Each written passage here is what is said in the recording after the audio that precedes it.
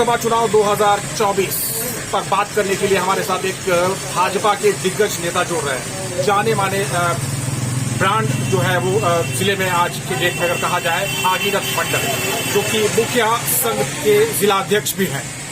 बात करते हैं भागीरथ मंडल जी से और लेते हैं इनकी प्रतिक्रिया लोकसभा चुनाव के तहत कोडरमा संसदीय क्षेत्र पर और गांडे उपचुनाव के तहत गांडे विधानसभा क्षेत्र पर भी इनकी प्रतिक्रिया लेने का प्रयास करते हैं। आइए बात करते हैं भागीरथ मंडल जी से। मंडल जी, आपका बहुत बहुत स्वागत है हमारे चैनल में। लोकसभा चुनाव की लहर किस तरह से चल रही है? अभी भारतीय जनता पार्टी का लहर पूरे देश में लहर चल रही है, आंधी तूफान की तरह।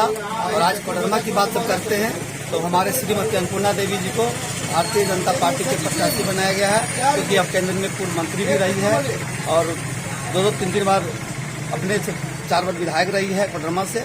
आज मैं बताना चाहूंगा कि कोडरमा लोकसभा में अन्नपूर्णा देवी को भारी बहुमत से जीत कर ले जाएगी। नरेंद्र मोदी जी के हाथों को मजबूत करेगा। कोडरमा की जनता मोदी जी के प्रति आभार व्यक्त करता है कि इस बार मोदी जी को 400 पार से प्रधानमंत्री बनेंगे। इसलिए मैं कोडरमा की जनता का जो रुझान देख रहा हूँ, मैंने प्रचार भी कर रहा हूँ, देख रहा हूँ, घूम रहा हूँ क्षेत्र में।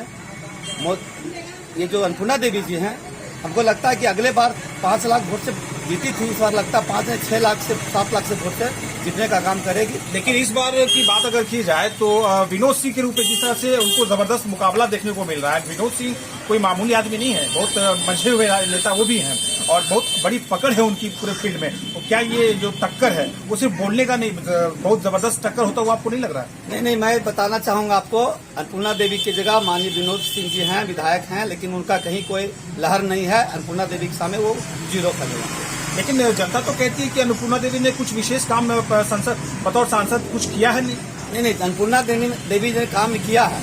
मैं बात था कि नरेंद्र मोदी जी ने जब कोरोना का समय आया था तो सांसद महोदय का 2 साल का फंड उन्होंने कोरोना में लगाया था, जो आदमी जनता की जीवन बचाने का काम किया था।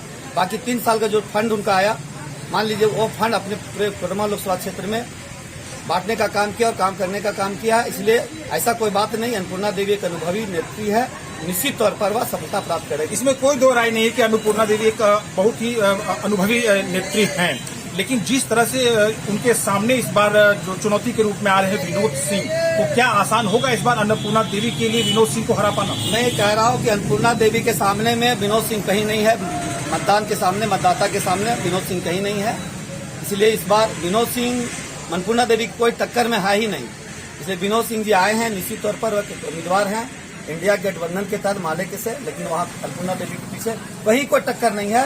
क्या मुकाबला द्विपक्षीय है या फिर त्रिकोणीय है? क्योंकि जयप्रकाश वर्मा भी ताल ठोक चुके हैं। नहीं, कोई मुकाबला त्रिकोणीय द्विपक्षीय कहीं नहीं है। केवल अन्नपूर्णा देवी क्षेत्र में नजर आ रही है और पूर्ण भारी बहुमत से अन्नपूर्णा देवी कोडरमा लोकसभा सीट से जीत कर जाएगी। उपचुनाव के तहत बात करेंगे गांडे उपचुनाव, गांडे विधानसभा क्षेत्र की भी, जहाँ पर दिलीप वर्मा को भाजपा ने उम्मीदवार बनाया। कैसी उम्मीदवारी है उनकी?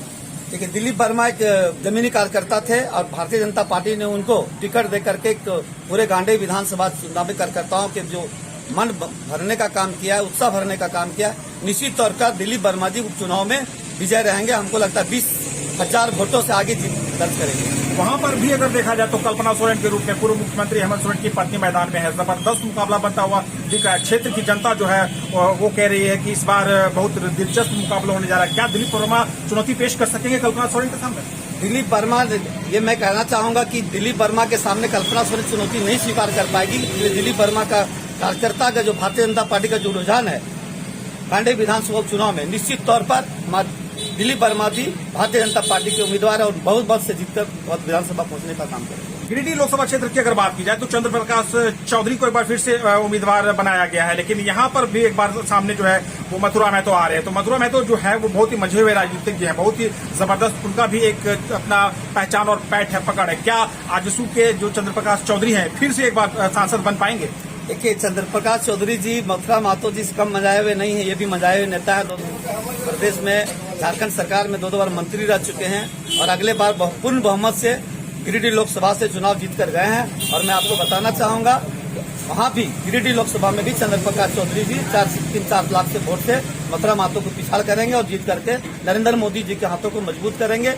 इसलिए कि जनता न चंद्र प्रकाश चौधरी जी को देख रहे हैं, जो देख रहे हैं सीधे केंद्र में मोदी जी को, और मोदी जी के प्रति सभी का रुझान है। और जनरल प्रकाश चौधरी सिर्फ केंद्र की मोदी जी को देखेंगे या फिर क्षेत्रीय जो जनप्रतिनिधित्व है उनको भी देखेंगे? जनता क्षेत्र को भी देखा जा रहा है। ऐसा बात नहीं कि चंद्रप्रकाश चौधरी जी ने काम नहीं किया है। जनता चंद्रप्रकाश चौधरी जी ने क्षेत्र में काम किया है। जनता तो कहती है चंद्रप्रकाश चौधरी जी का दर्शन ही नहीं हुआ 5 सालों में। ऐसा नहीं बात, हम लोग ये विपक्ष लोग कहते हैं, विपक्ष लोग ये मुद्दा उठाते हैं। जो एनडीए की जनता के कार्यकर्ता है, चाहे भारतीय जनता पार्टी को या आसू को, सभी ने उनका सम्मान किया और सभी के साथ चंद्रप्रकाश चौधरी ने समय दिया है। आप तो अनुभवी नेता हैं, 1-2 काम बता दीजिए चौधरी जी का क्षेत्र में। देखिए वो तो क्षेत्र उनका गिरिडीह में काम उनका हुआ है, ऐसा हम तो नहीं कहेंगे, लेकिन काम हुआ है। क्योंकि मैं ज्यादा ध्यान देता हूँ अपने कोडरमा लोकसभा और गांधी विधानसभा। एक शब्द में जवाब दीजिए, कौन जीतेगा कोडरमा लोकसभा चुनाव? कोडरमा लोकसभा चुनाव में अन्नपूर्णा देवी पूर्ण बहुमत से जीतेगी। गांधी उपचुनाव? गांधी उपचुनाव दिलीप वर्मा जी जीतेंगे और 25,000 वोटों से क्या बोलते हैं अंतर रहेगा। गिरिडीह लोकसभा क्षेत्र का अगला सांसद कौन बन रहा है? चंद्रप्रकाश चौधरी बन रहे हैं। चलिए हमारे साथ बात करते हैं भागीरथ मंडल, भाजपा के वरिष्ठ नेता हैं। लोकसभा चुनाव को लेकर विभिन्न बिंदुओं पर हमसे बेबाकी के साथ बातचीत कर रहे हैं। धन्यवाद।